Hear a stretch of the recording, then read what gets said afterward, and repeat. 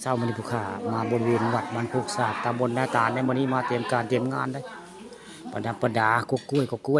ยไว้ง่ายนี่อยู่ในวัดบ้านโคกสาดตำบลนาตาลวัด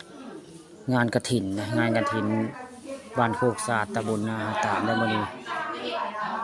นี่คืออยู่บริเวณในวัดได้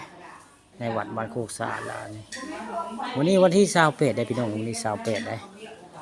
มื้ออื่นก็เป็นมื้องานนะมื้องานวันที่29นะงานบุญกฐินวัดในคูเล่บ้านโคกสาดตำบลนาตาลงานบุญงานประจำปีเขาเจ้าสิมีทุกปีได้งานบุญกฐินในบ้านนี้ละอาจจะมีการแห่อยู่แต่ว่าบ่มีการพ่นลำได้แห่ปกติพี่น้องแห่ปกติบ่มีการพ่นลำปกติได้แห่ได้แต่ห้ามลงเพศแบบพ่นแบบรับเต้นนี่บ่ได้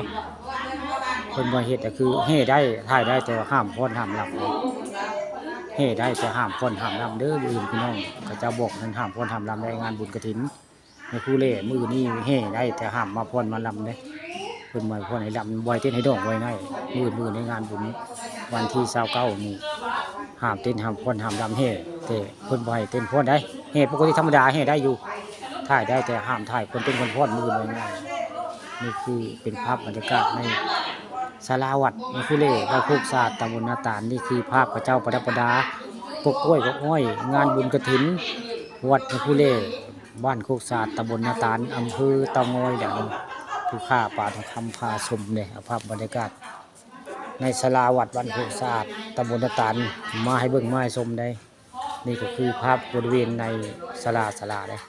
ศาลาวัดบ้านโคกสาดตำบลนาตาลละนี่คือภาพพระเจ้าเตรียมการเตรียมงานไว้แล้วมองนี้รับประดาไว้มื้องานคือมื้ออื่นเลยพี่น้องมื้อนี้คือเป็นมื้อเริ่มงานมื้อนี้มื้อเริ่มงานมื้อวันที่28วันที่28นี่เป็นมื้อเริ่มงานได้อยู่ในศาลาแล้วในศาลาวัดอยู่ในศาลาวัดนี่คือเป็นมื้อเริ่มงานในกระเจ้าก็กล้วยอ้อยเขามาเป็นต้นเป็นมาเป็นลำและเป็นเครือได้พี่น้องเอ้ยมาเป็นเครือได้นี่บ่ได้มาเป็นหน่วยได้มาทั้งต้นทั้งลำทั้งเครือไว้ง่ายนี่ก็คือเป็นภาพบรรยากาศงานบุญวัดคูเล่บ้านโคกสาดตำบลนาตาลมื้ออื่นวันที่29ใครอยากจะมาจัดลงทานกับมาเด้อพี่น้องเด้อมื้ออื่นวันที่29มีลงทาน